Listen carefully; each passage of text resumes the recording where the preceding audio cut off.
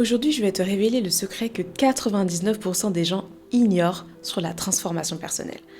Absolument tout le monde veut changer sa vie, devenir cette version de soi-même qui se lève avec énergie et qui ne procrastine plus, qui a confiance et qui réussit ce qu'elle entreprend.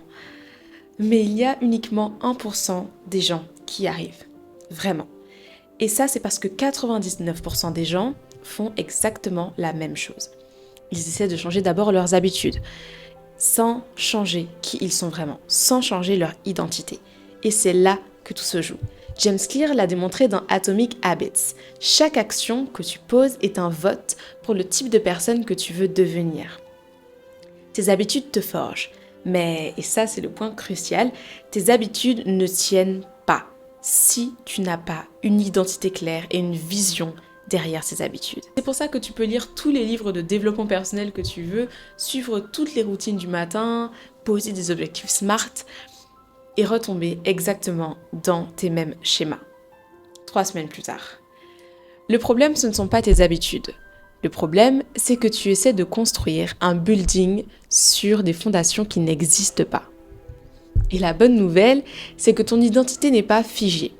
C'est une architecture en construction. Et comme toute architecture, ça se design, ça se construit, ça se reconstruit et ça se renforce. Chaque action devient alors une brique qui solidifie l'édifice, au lieu d'être un effort épuisant qui s'effondre au premier obstacle. Et c'est ce que le philosophe Aristote avait compris il y a plus de 2400 ans.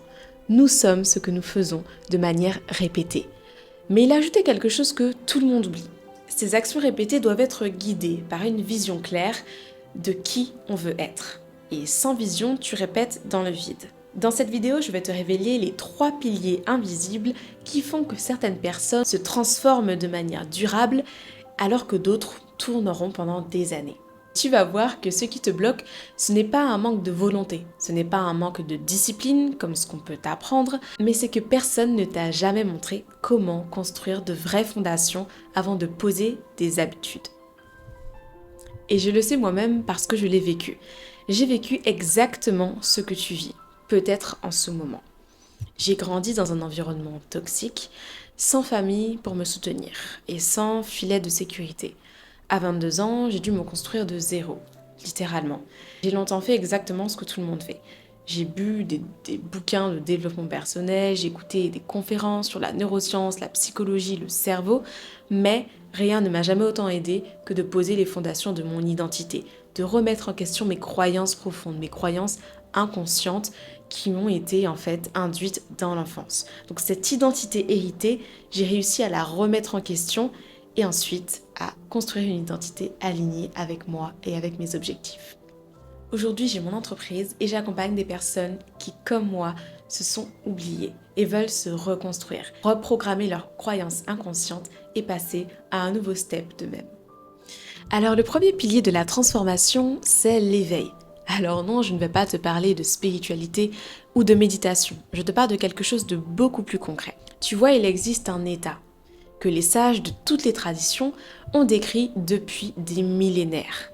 Et c'est l'état de l'homme qui marche, qui parle, qui agit et qui dort profondément, les yeux ouverts, le corps en mouvement et l'esprit nulle part. Et tu connais cet état. En fait, tu le vis tous les jours, sans même t'en rendre compte. Tu réponds à des messages sans réfléchir, tu prends des décisions par habitude, tu vis selon des scripts que tu n'as même pas écrits. Le philosophe Jean-Paul Sartre appelait ça la mauvaise foi. C'est quand tu te définis par des rôles, par des attentes extérieures, au lieu de te définir par qui tu es vraiment. Et le pire, c'est que tu le fais complètement inconsciemment. Ton premier réflexe au réveil, c'est quoi ? Avant même de poser un pied par terre, avant même de sentir le poids de ton propre corps. Ta main glisse vers ton téléphone. Tu n'as pas décidé de le faire et c'est arrivé. Et là, tu scrolles. Une vidéo de 15 secondes, un avis tranché sur un sujet que tu ne maîtrises même pas, une citation sur un fond couché de soleil. Et puis sans le savoir, 15 minutes, 45 minutes, 1 heure sont passées. 1 heure ont disparu. Et là, tu déposes le téléphone et comment est-ce que tu te sens ? Plus inspiré, plus vivant, ou juste plus loin de toi-même qu'avant. C'est là le sommeil éveillé. C'est cette existence en pilote automatique, où les journées se ressemblent, où les mois s'écoulent sans laisser de traces, et où tu te trouves un jour en te demandant « Mais comment j'en suis arrivée là ?» Et est-ce vraiment là que je voulais aller? La première étape de toute transformation, c'est de reconnaître que tu es endormi. Ce n'est pas confortable, ce n'est certainement pas agréable, mais c'est le seul point de départ possible. Alors je te propose un petit exercice pratique.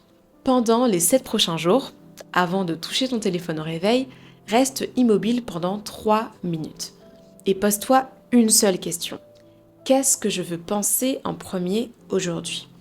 Note ta première pensée, spontanément. Était-elle tournée vers l'extérieur ou est-elle tournée vers toi? T'appartient-elle vraiment? Et à la fin de ces 7 jours, relis tes notes.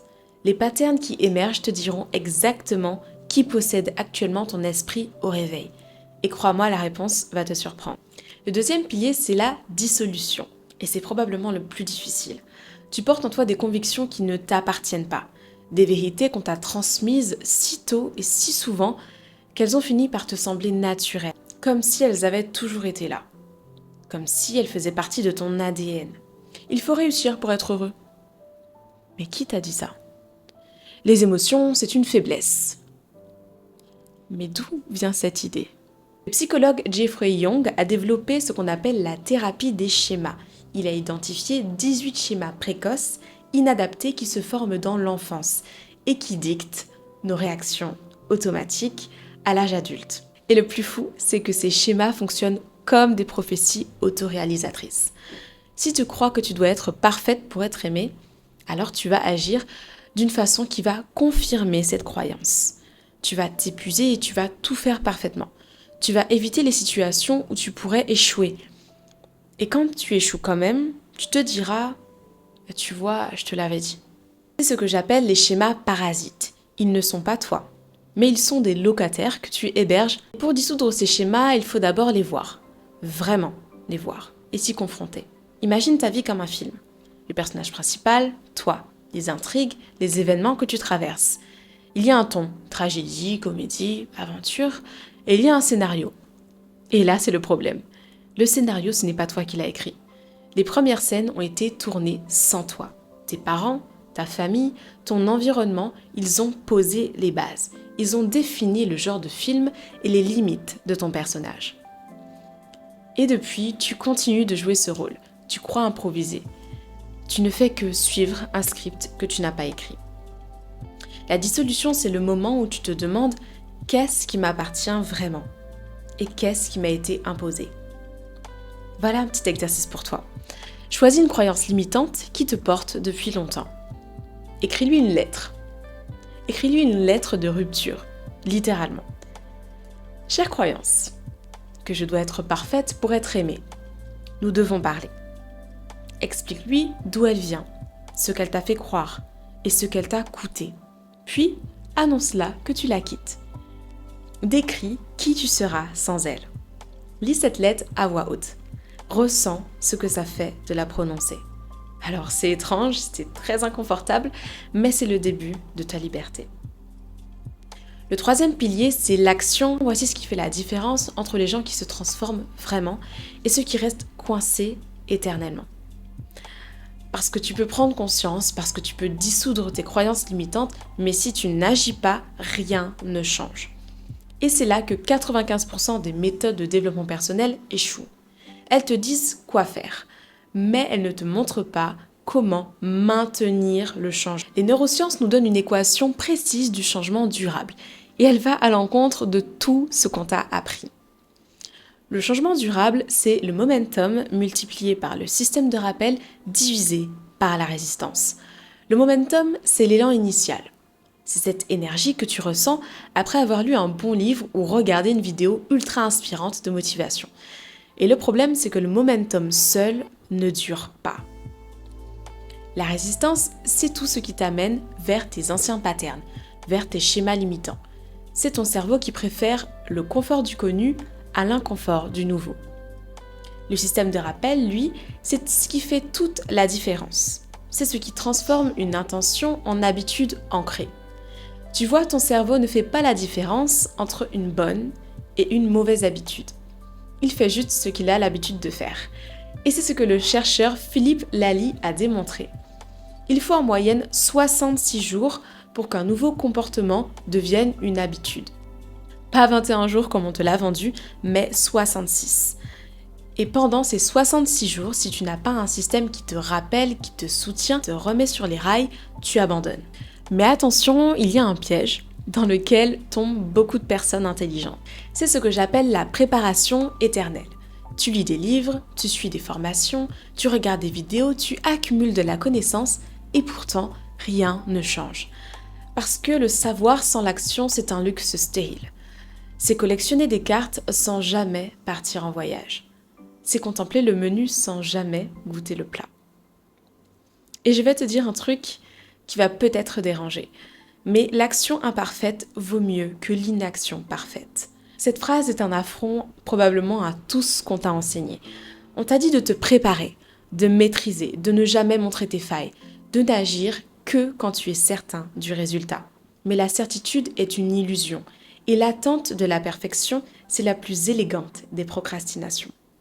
Alors agis, même mal, même maladroitement, même avec la peur au ventre, parce que l'action génère l'information. Elle te montrera ce que 1000 heures de réflexion ne pourront jamais te révéler. Alors chaque jour, pose-toi cette question. Quel est le geste le plus aligné que je peux poser aujourd'hui ? Un seul geste aligné vaut mieux que 100 actions dispersées. Parce que ce geste, il dit quelque chose à ton cerveau. Il lui dit « Cette personne fait ce qu'elle dit ». Et à force de gestes alignés, ton cerveau finit par te faire confiance. Et ça, c'est le plus beau des cadeaux. Quand ton cerveau te fait confiance, tout devient possible. Maintenant, je vais te partager le concept le plus contre-intuitif de toute cette vidéo.